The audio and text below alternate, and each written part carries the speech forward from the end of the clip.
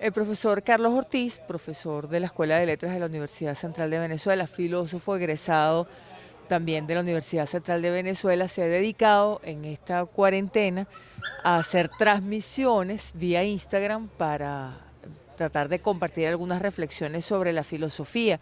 ¿Qué lo llevó a hacer estas reflexiones, profesor Ortiz? Y transmitirlas por Instagram.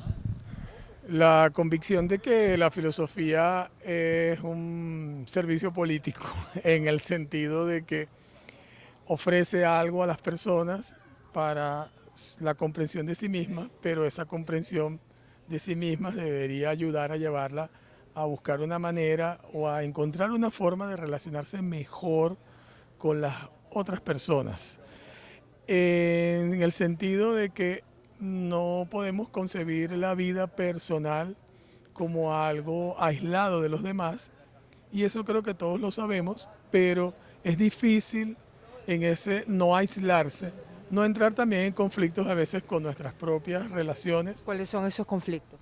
Bueno, por ejemplo, a veces sentimos que no coincidimos del todo con los demás y eso puede producir contradicciones. Contradicciones porque no logramos ponernos de acuerdo o porque no nos sentimos plenamente identificados con los demás, y eso no necesariamente es algo negativo o que tenga que perjudicar una relación, pero a veces tendemos a concentrarnos más en esos aspectos en los que hay disonancias, en los que hay desencuentros, que en aquellos que nos permiten encontrarnos, en aquellos que nos permiten producir una mínima armonía con los otros. Entonces, pienso que la filosofía es una vocación de servicio en ese sentido, desde el punto de vista de que hace algo por los demás. ¿En qué ayuda la filosofía en esta situación que vivimos, de cuarentena, de escasez de muchas cosas? ¿En qué nos ayuda a llevarlo mejor Bueno, o a llevarlo peor?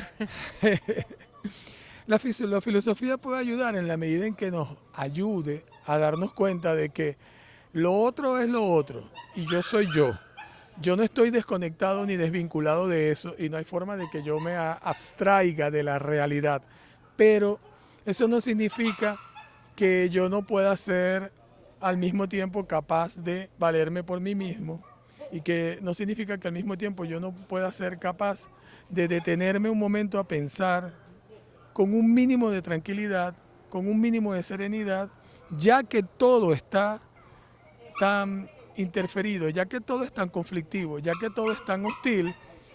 Sería muy útil que yo pudiera encontrar un momento para pensar serenamente en qué es lo que yo puedo hacer y entender algo. Lo que yo puedo hacer muchas veces es lo que yo puedo hacer por mí mismo y por mis personas más cercanas. Nuestro entorno inmediato. Sí, no quiere decir que lo que yo pueda hacer sea necesariamente hacer algo que tenga un impacto tan fuerte en la realidad que la vaya a cambiar. Pero si el exterior, para llamarlo de alguna manera, si lo que está afuera es tan hostil, yo tengo que encontrar una forma de que yo no sea hostil conmigo mismo y de que yo no sea hostil con mi entorno inmediato. Eso es muy importante. ¿Se puede haber exacerbado esa hostilidad en estos tiempos? Sin duda, porque hay una sentencia de Jean-Paul Sartre en un libro que se llama ¿Qué es la literatura?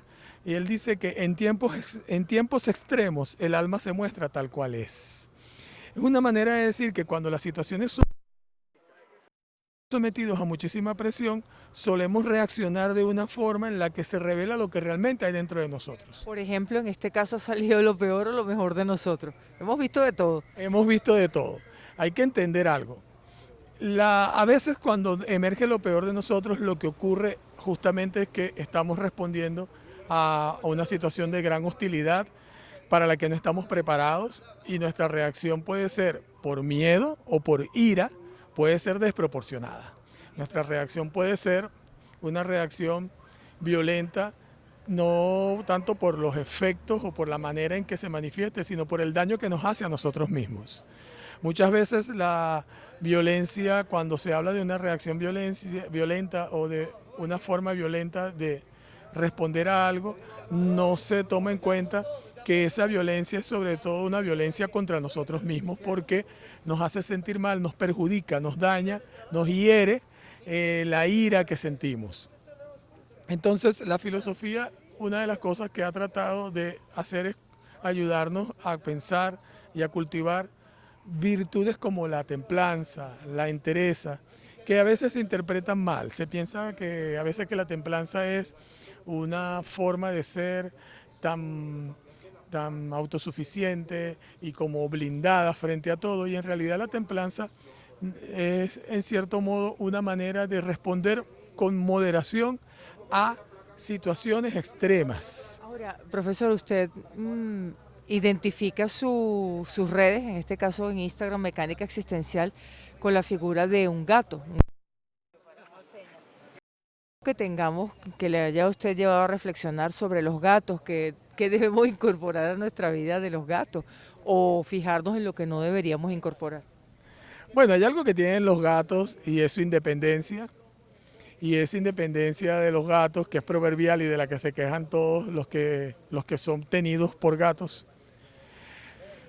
es reveladora o podría ayudarnos a darnos cuenta de que el gato no renuncia a su espacio, el gato no renuncia nunca a la casa donde está, el gato se va, si puede escaparse y tiende a volver, porque claro, la casa es un espacio de seguridad para él.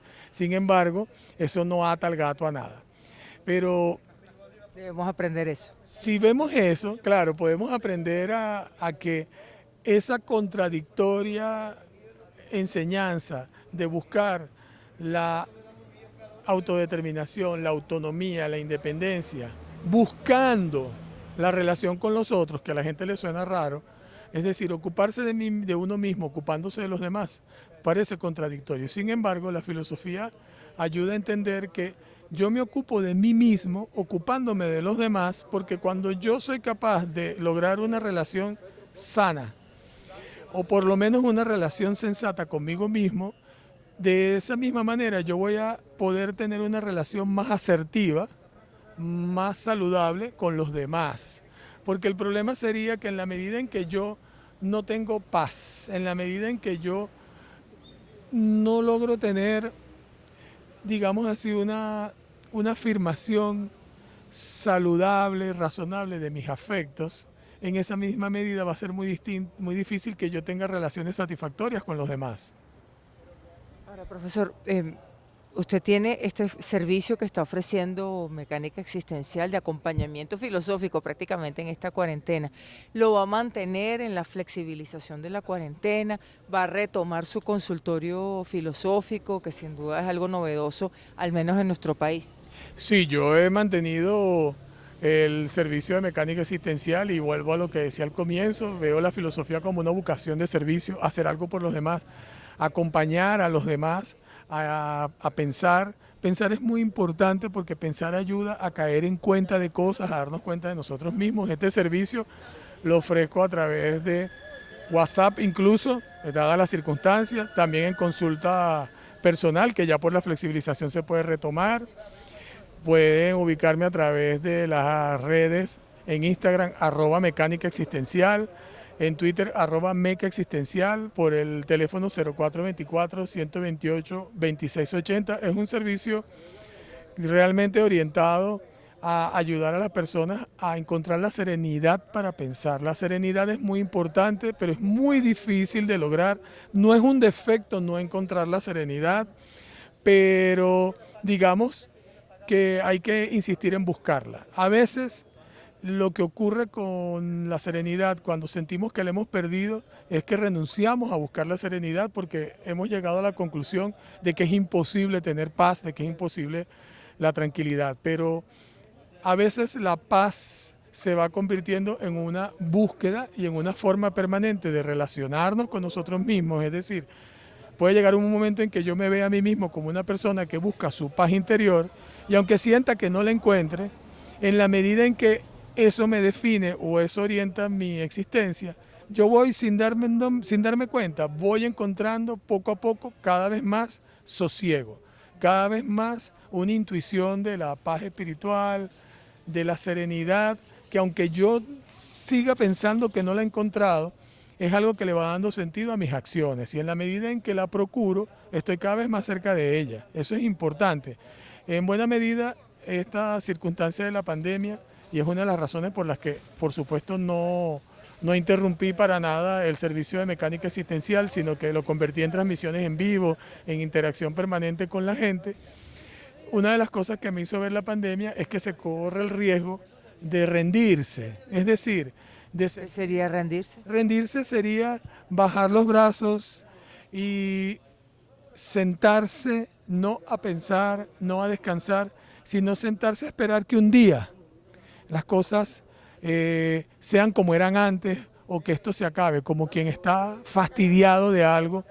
Y eso es peligroso o implica un riesgo desde el punto de vista de que puede debilitar, no solamente debilitar nuestra voluntad, nuestro querer hacer algo, sino que puede debilitar también nuestra mente, puede debilitar nuestros afectos incluso.